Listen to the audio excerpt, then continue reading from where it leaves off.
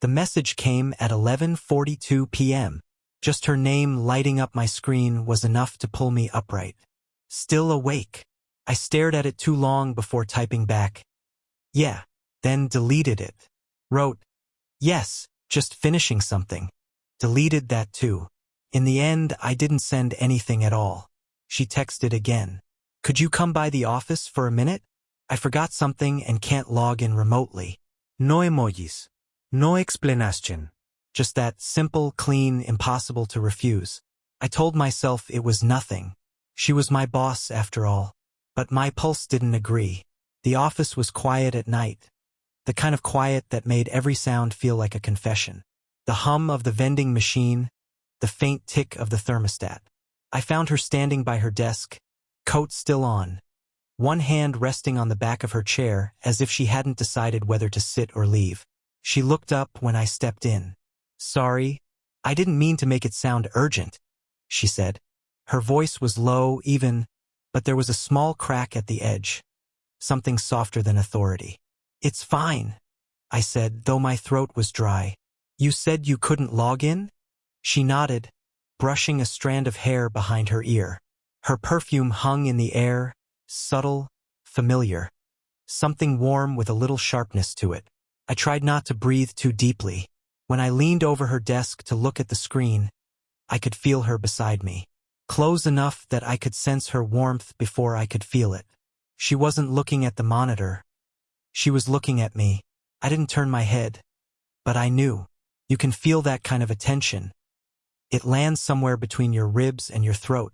There, I said finally, typing in the command that reset her password. Should work now. Her hand brushed mine as she reached for the mouse. A soft, unplanned touch, but neither of us moved away. For half a second, she stayed like that, her fingers just resting on mine. Then she exhaled quietly, almost a sigh. You always fix things, she murmured. It wasn't a compliment. It sounded more like something she regretted saying out loud. I looked up. Her eyes met mine. Tired, steady, with a trace of something she was trying to hide. Guilt, maybe. Or maybe she was just as surprised by the silence between us as I was. I try, I said, but my voice came out lower than I meant. She smiled, just a little, then drew her hand back, folding her arms like she'd remembered where we were. You shouldn't have come this late. I could have waited till morning. Then why didn't you? I don't know why I said it. The words just slipped out. Her lips parted like she might answer. Instead, she just looked at me. That same long, searching look she gave in meetings sometimes, the kind that made it hard to think straight. Something changed in that silence. A shift too subtle to name, but it was there, in the air, in the space between us, in the way neither of us seemed ready to move. Her phone buzzed suddenly on the desk. The sound broke the moment like glass cracking. She glanced at it, hesitated, then pressed the screen dark again without reading the message. Thank you, she said softly, stepping past me toward the door. Her shoulder brushed mine, deliberate or not, I couldn't tell. And then she stopped in the doorway, turned back. Next time, she said, her voice barely above a whisper. Don't wait so long to answer. She left the door half open behind her. The next morning I tried to act normal. Pretend the night before hadn't happened. She was already at her desk when I walked in. Calm, unreadable. Her hair tied up this time, a loose strand brushing her neck. Morning, I said. She looked up briefly, that small polite smile she used on everyone. Morning. Nothing more. No mention of last night. Just the clicking of her pen, the glow of her monitor. But the air was different. It wasn't heavy exactly, just charged, like something waiting to happen. Before this job, I'd never worked under someone like her. She wasn't the type to raise her voice. Her authority came quietly, through tone, timing, silence. People wanted her approval even when she didn't offer it. I did too. Maybe that's what bothered me most, that I noticed the little things. The sound of her bracelets when she moved her hand, the way her perfume lingered after meetings. I wasn't supposed to notice those things about my boss. She wasn't married. I knew that much. She wore no ring. spoke vaguely about living alone. Once, after a long day, she'd mentioned a divorce, said it like she was describing an expired warranty. No bitterness, just something finished. It was almost 8 when most of the office had left. I stayed behind to finish reports. She was still there, lights dimmed except for the one over her desk. Her heels were off, resting under the table. "You should go home," she said without looking up. "I could say the same to you." That got a small laugh out of her. Not loud, but real. She leaned back in her chair, stretching her arms, the fabric of her blouse pulling slightly across her shoulders. "Old habits," she said. "When you've spent half your life building something, you don't know what to do with quiet." There it was, the edge of loneliness she tried to hide. I wanted to ask her what she did with that quiet, who she talked to when the office lights went off. But instead I said, "You should let yourself rest sometimes." She tilted her head, eyes on me now. "And you? You're what, 25? 23. That explains the energy." Her tone was teasing, but her gaze didn't match it. It stayed on me a little too long. When I stood beside her desk, handing her the last report, her hand brushed mine again. This time, she didn't move away. Her fingers stayed, light as air, tracing the edge of a page that didn't need fixing. "You do more than I ask," she said softly. "You always have. I don't mind." "I know." The words hung there simple, heavy. For a second, neither of us looked away. Her breathing slowed, steady. I could feel the warmth of it when she spoke again. "You should go before someone starts rumors." Her voice had that careful control again, but her hand lingered a beat longer before pulling away. As I turned to leave, she said quietly, almost to herself, "You make it hard to forget you're here." The day after, we barely spoke. She was careful, professional, measured, and that made it worse. Every meeting felt like a performance, her eyes avoiding mine just enough to make me wonder if I'd imagined everything. Then came Friday. Rainy, quiet, the kind of afternoon that felt half asleep. She asked me to help with a presentation file, said she couldn't get the layout right. We ended up in her office again, door half closed against the sound of rain tapping the windows. "Here," she said, leaning close. "It's the spacing. See how this line keeps jumping?" Her shoulder brushed my arm. It wasn't much, just enough to send my thoughts spiraling. I could smell her shampoo, clean, faintly floral. She shifted slightly, hair falling forward. "You can fix it," I said, trying to sound normal. She gave a small laugh. "That's become your line, hasn't it?" "What?" "You always fix things." She said it softly, not teasing this time. Something flickered behind her words, regret, maybe, or memory. I wanted to ask what she meant, but she turned to the screen again, typing something fast. Her wrist brushed mine once, twice. She didn't move away. The door handle rattled. She froze, her hand still on the mouse, my hand still near hers. Then the knock. "Hey, boss, you got a sec?" Her eyes widened, just slightly. She mouthed, "Stay quiet." I did. She called back, calm as anything. "Give me a minute, Mark." He left.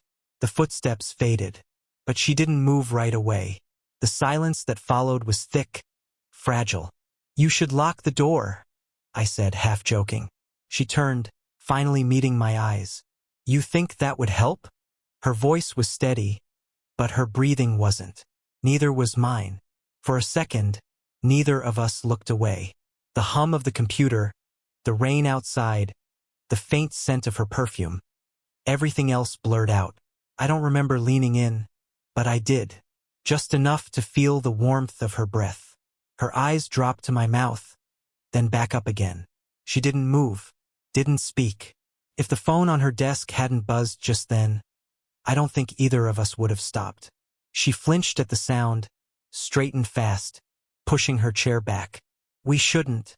"I know. You don't." Her voice trembled now, barely. "You don't know how people talk, what they'd think." I took a breath. "Then what about what we think?" She closed her eyes for a second, pressing her hand against her temple. When she spoke again, her voice was quieter, but it wasn't cold. "Don't make this harder." I nodded, but I didn't move. Neither did she. The phone buzzed again. Neither of us reached for it.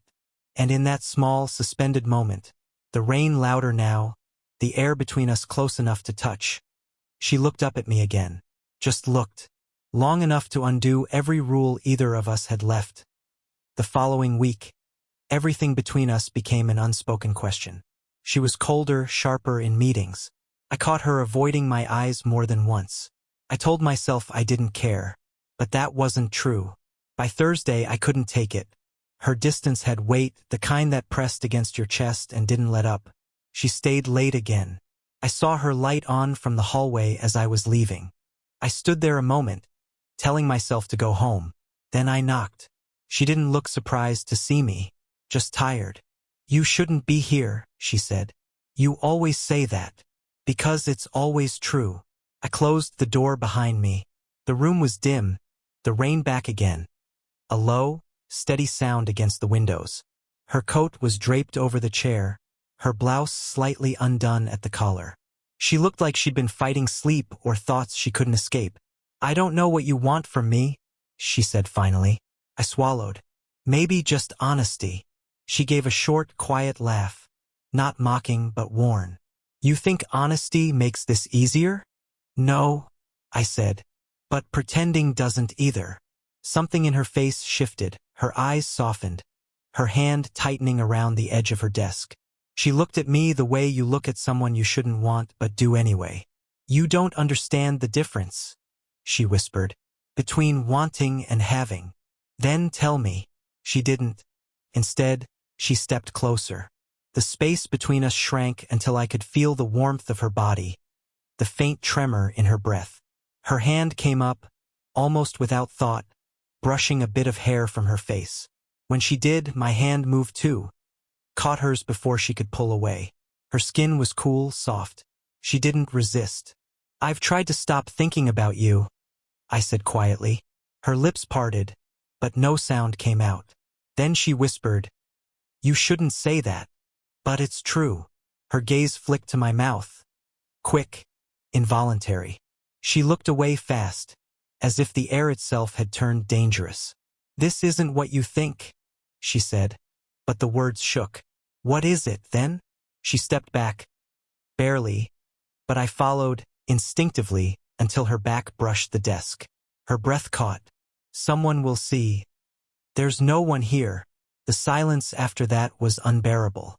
Her chest rose and fell fast.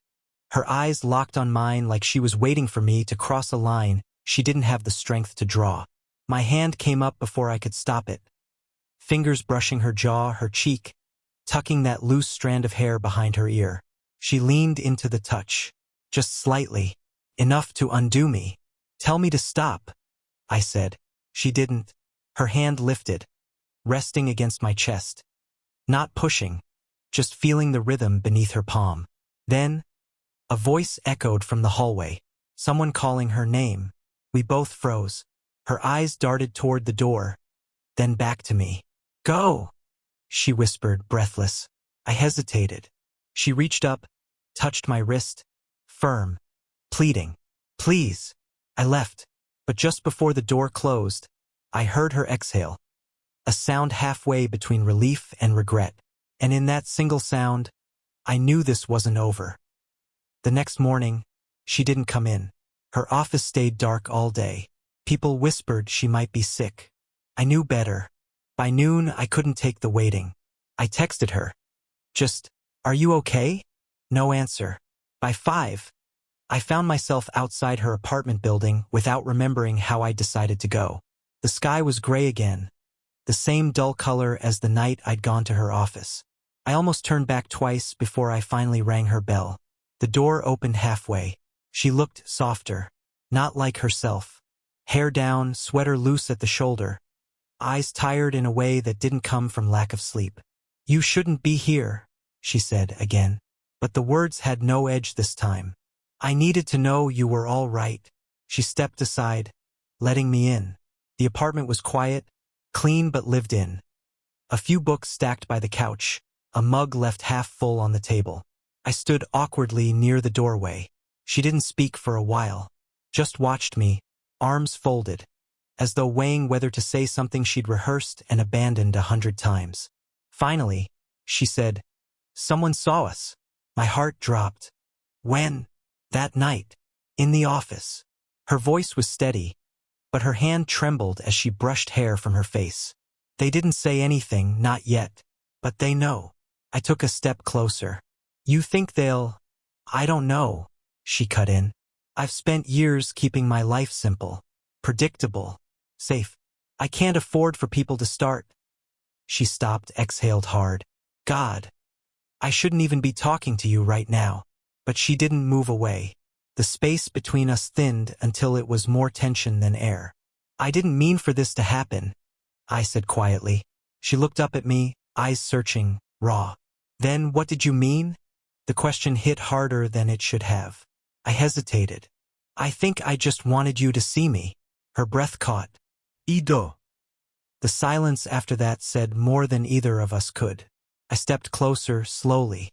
Her hand brushed against mine as if by accident, but she didn't pull away this time. "I'm not supposed to feel this way," she whispered. "Then don't call it that." Her lips parted, maybe to argue, maybe to surrender. Instead, she shook her head. "You don't understand. It's not just work. There's more." I frowned. "What do you mean?" She hesitated, fingers tightening at her side. "You weren't supposed to be hired. I asked for you. Specifically." The words landed heavy. "You what?" "I saw your application before HR did. You reminded me of someone I used to know." Her voice faltered then, softer, more fragile. "Someone I hurt." She turned away, one hand pressed against the window frame. "I thought maybe I could make something right." I didn't speak. Couldn't. Finally, she looked back over her shoulder. "But you're not him. And that's the problem, isn't it?" Her voice was barely a whisper now. "You make me want to forget who I was trying to be." She took one step toward me, close enough that I could feel her trembling. Then she said it. "If anyone finds out, I'll lose everything. But if you walk away now—" She didn't finish. Her fingers brushed mine, holding just long enough to make the choice impossible. And in that unfinished sentence, in her hand still half on mine, the decision was already made. The rain hadn't stopped. It pressed against her windows, soft and steady, the sound of something refusing to end. She stood there, back to me, one hand still resting on the glass. I could see her reflection.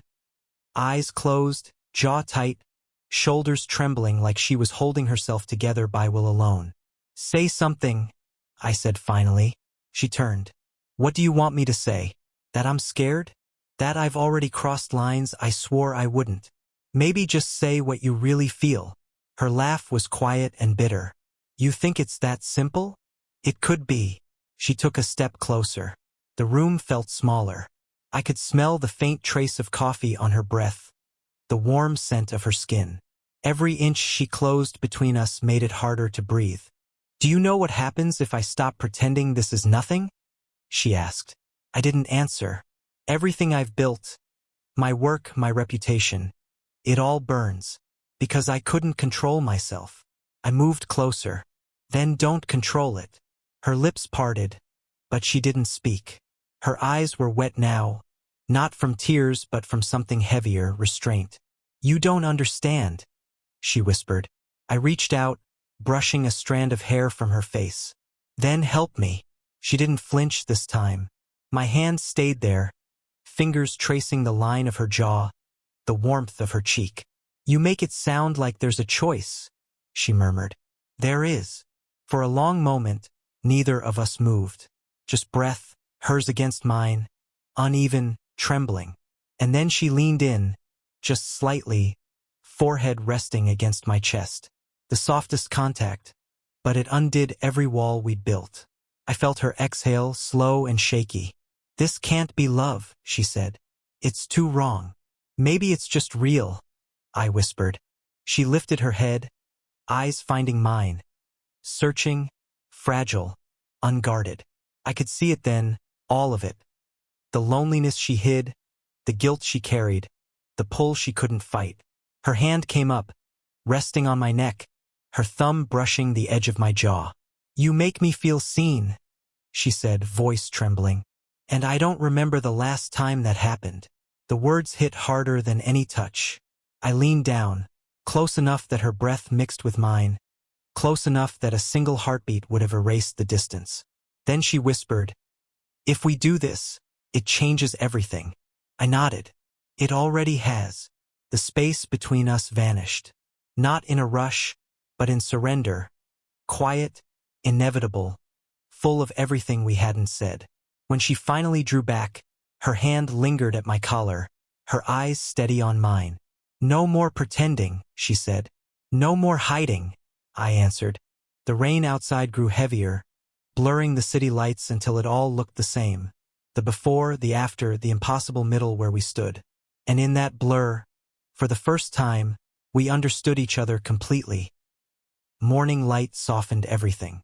The storm had finally passed, leaving the air cool and still, the kind of quiet that feels like a held breath. She was sitting by the window when I woke, hair loose, a mug of coffee in her hands, sunlight tracing her shoulder. The city below us moved on like nothing had changed. But it had. When she noticed I was awake, she smiled. Small, uncertain, but real. "You don't have to say anything," she said softly. "I wasn't going to," I murmured, still half in a dream. She laughed quietly, the kind of laugh you only hear when a weight has lifted. "Good. I'm tired of words that make things harder." We sat there in silence for a while, just breathing the same air. No rules, no distance. "I keep thinking about how this looks from the outside," she said eventually. "How people love to turn things into stories they don't understand." "Let them," I said. Her eyes flicked to me, curious, cautious. "You're not scared." "I was," I admitted. "Every time I saw you pretend none of it mattered." She smiled faintly, looking down into her cup. "I was trying to protect myself." "I know," I said. "But maybe we don't have to anymore." She set the mug aside and turned toward me fully. There was no hesitation in her movement now, just quiet certainty. "Do you regret it?" she asked. I shook my head. "Do you?" Her answer came without pause. "No. Just that I waited this long to let myself feel something again." She reached out then, fingers brushing mine, slow and deliberate. I took her hand, holding it like it might fade if I wasn't careful. It didn't feel wrong anymore. It felt human. Two people finding a little warmth in a cold world, no matter what it looked like on paper. Her thumb traced the back of my hand. "You'll still have your whole life ahead of you," she said quietly. "Don't let this be all of it." I smiled. "It's not all of it. It's just the part that finally makes sense." She looked at me for a long time then, eyes soft, unguarded. Then she leaned forward and rested her forehead against mine. The simplest touch, no pretense, no defense. Just two people who'd finally stopped pretending not to need each other. The light shifted, brighter now. She sighed, content in a way I hadn't seen before. "Maybe we'll figure the rest out," she said. "Together," I answered. Her lips curved, small, knowing. Together. We stayed like that for a long moment, hand in hand, sunlight warming the space between us. Not a secret anymore. Not a mistake. Just real. Did you enjoy the story? What kind of stories would you like to hear next?